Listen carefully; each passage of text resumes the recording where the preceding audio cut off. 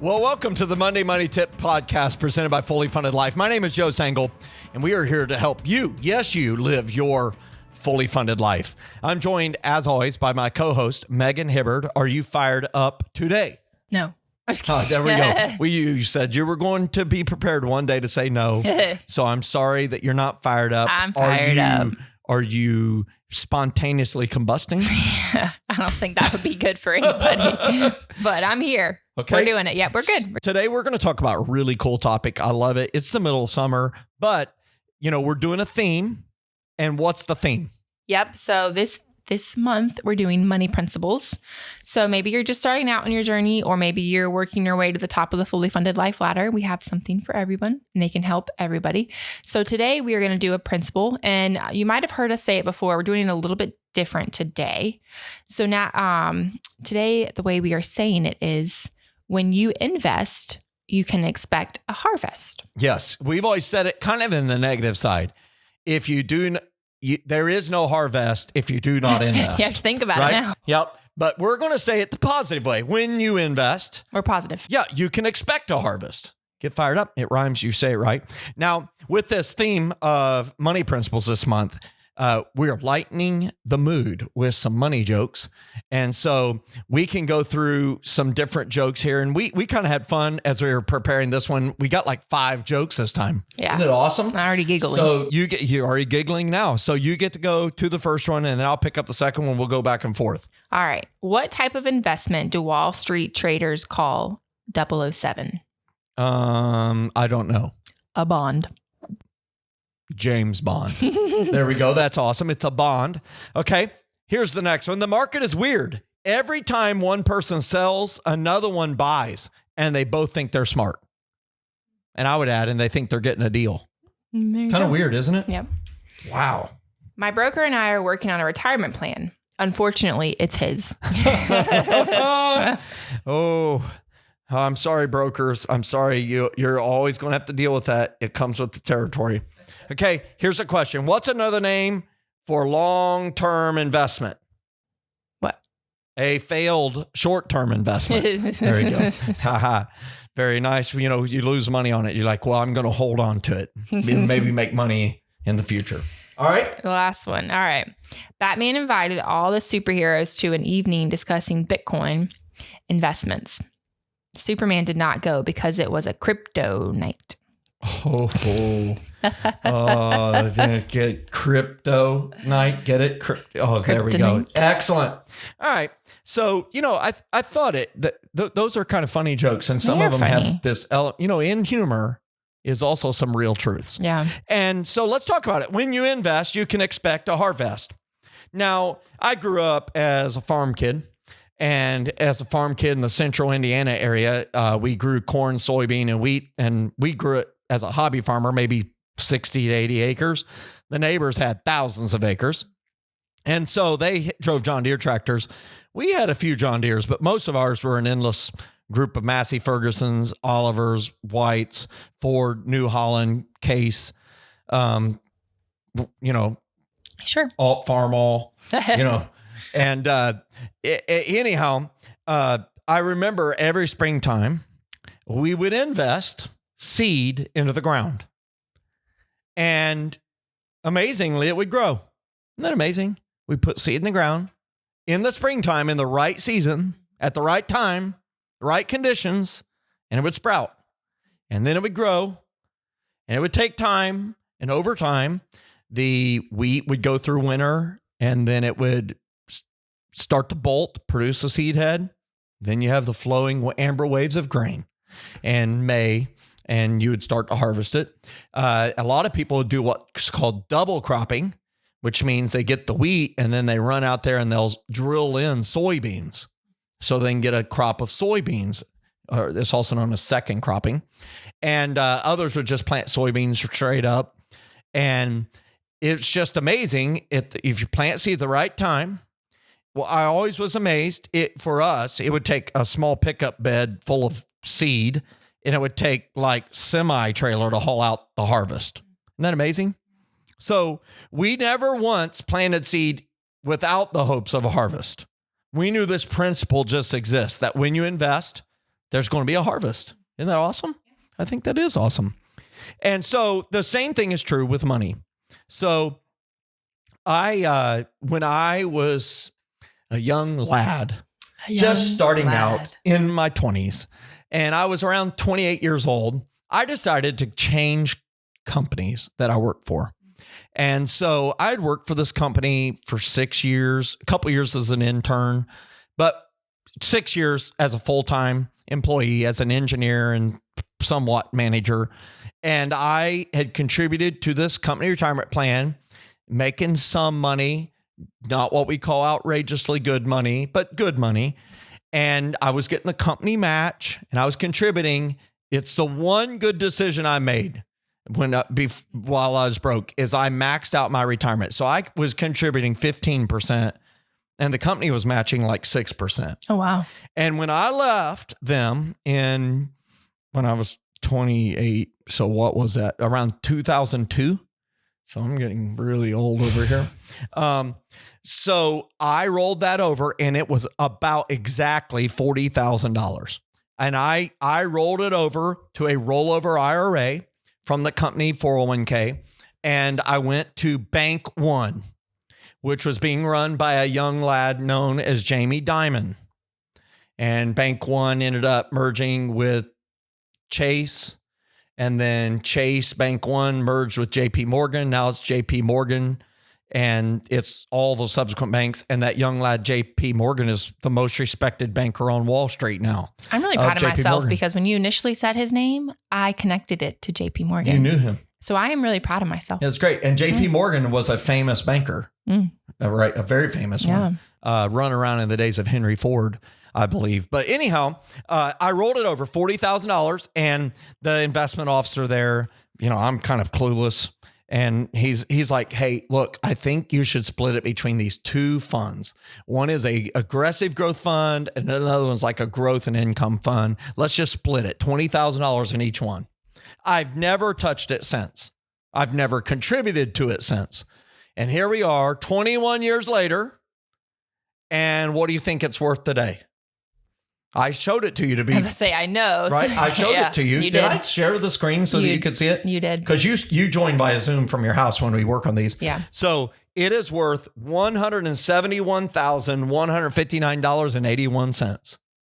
Get fired up. So get fired up. And of that, $131,000 plus is money I didn't contribute. It's just growth on the seed I put in the ground back then. Now it's in a retirement fund. I can't touch it till I'm 59 and a half, or I can do these paced withdrawals starting at age 50 if I wanted to, which is next year. Jeez.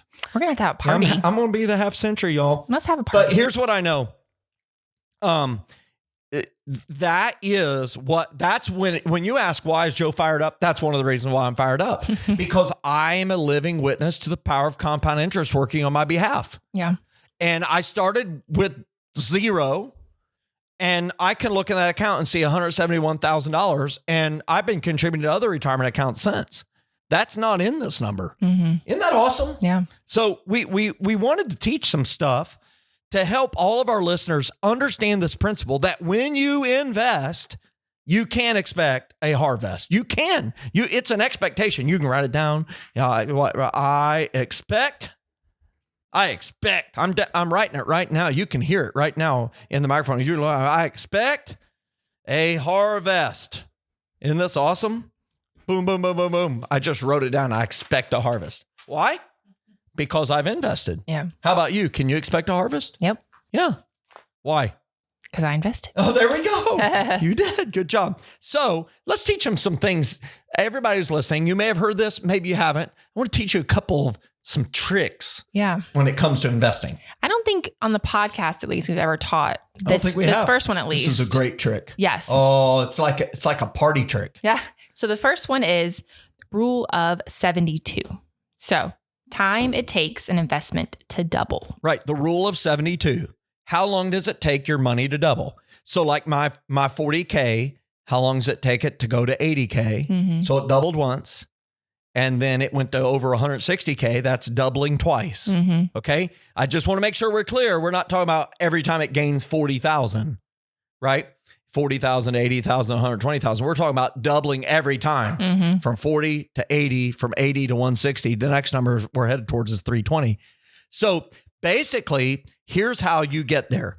The rule of 72, you look at the rate of return of an investment and you divide that number. It's a percentage, 8%, 4%, 12%. You make it a whole number. You take the percent off. So 12% becomes 12 and you divide it into the number 72. And 12 goes into 72 how many times? 6 times. So it takes 6 years for an investment that grows at 12% a year. It takes it 6 years to double. Yeah. Okay. That's good. Is that neat? Yeah. Okay. So let's see if my investment has grown at 12% per year, that investment that I referenced. Okay. So it's been how long? It's been 21 years or so since I rolled it over. So 6 years, it would double. So that's 80,000. Another 6 years, that's 12 years. That'd be 160,000. Well, I've had it 21 years, so we know it hasn't made it that. It's not done 12%. So let's do 8%. 8 goes into 72 how many times? I don't know why you try to make me do math. I love it. I love it. It is Monday. I just think it's funny. I'm making Megan do math. That's 9. So let's do 9. Okay. 9 years to double to 80. 9 more years, 18 years total to 160. I think I've gotten around 8% rate of return on that money. Do you see it? Yeah. And you can do this like you think about why we talk about investing versus saving.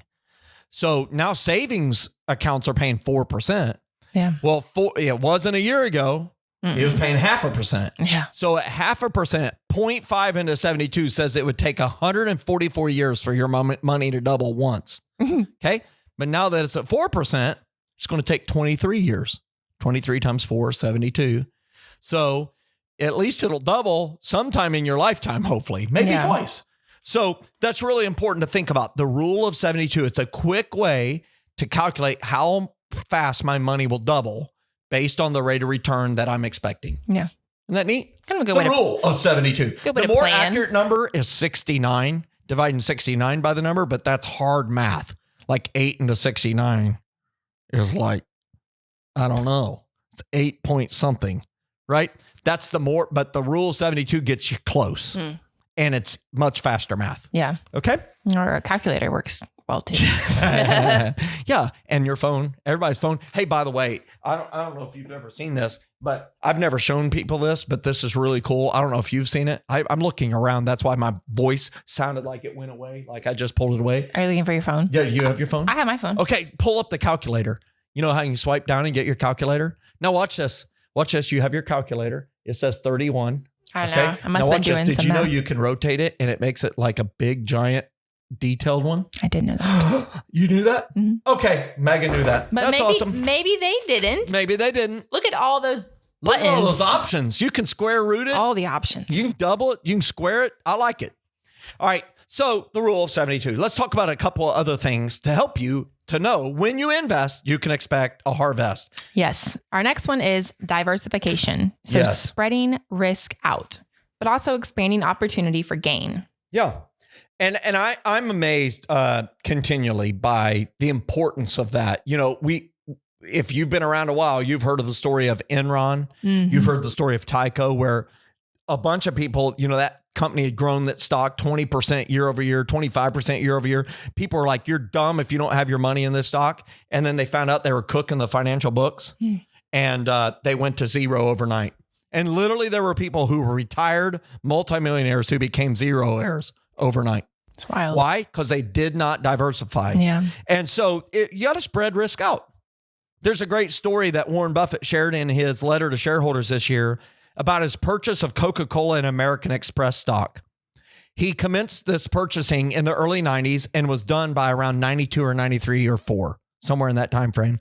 And he bought $1.2 billion of each company's stocks. That was a lot of money for them back then. That's like grains of sand now for them. But back then, it was a big investment.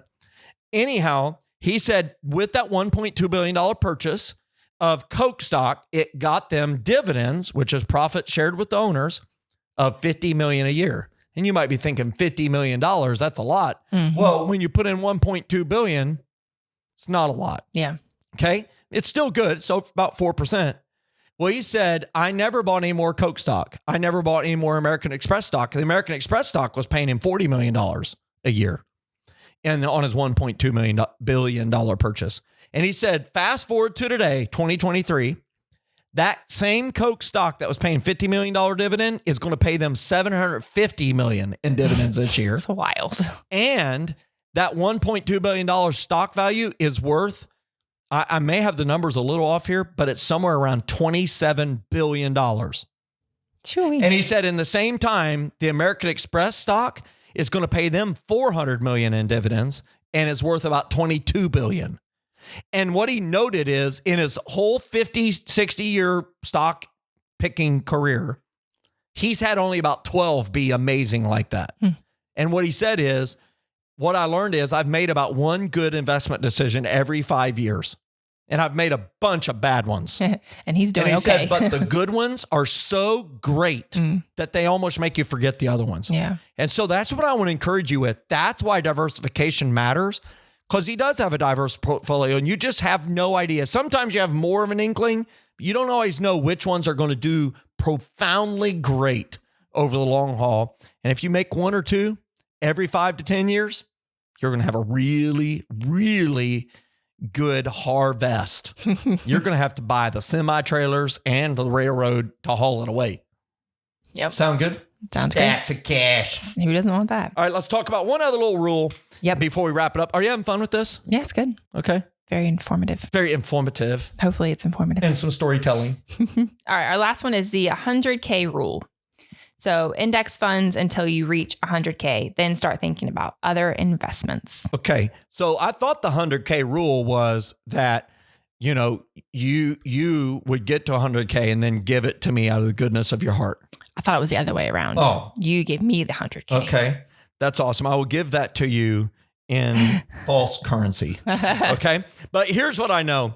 The fact is we teach this 100K rule and it goes with diversification and the rule of 72. And that is invest in index funds. They're S&P 500 index funds, the Russell 2000 index fund, or the blue chip Dow Jones Industrial Average, which is 30 companies in America. But it gives you diversification. The S&P 500 has how many companies in it? Fund 500. The Russell 2000 has how many companies represented in it? 2000. And the Dow Jones Industrial 30 has 30. There we go. So but think about it. 30 companies is good diversification. Yeah. 500 is crazy good. 2000 is even more. Yeah.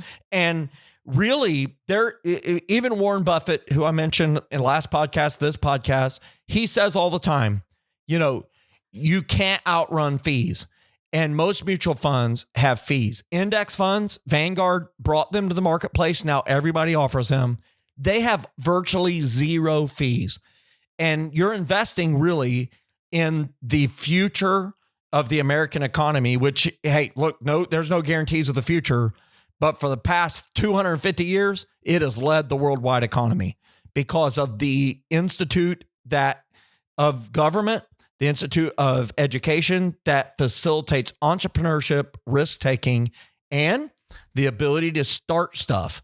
And we've been very innovative because of it. So you're really investing in that. And so I would just encourage you, don't make this hard.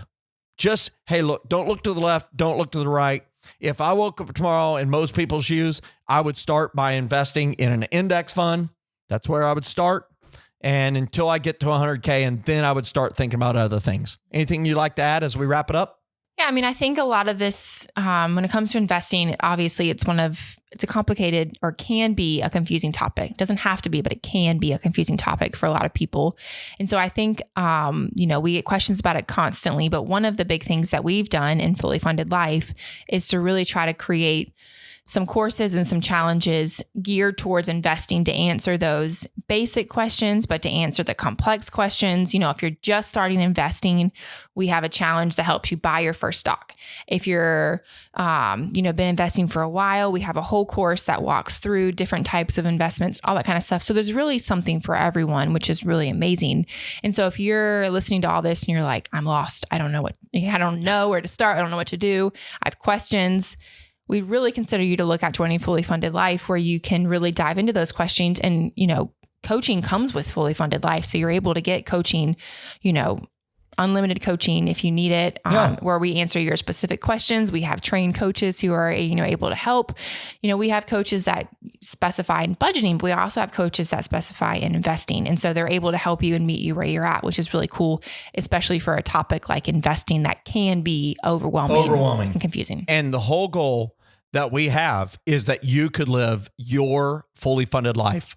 And we recognize it to be truth, that it will take money. We don't deny that.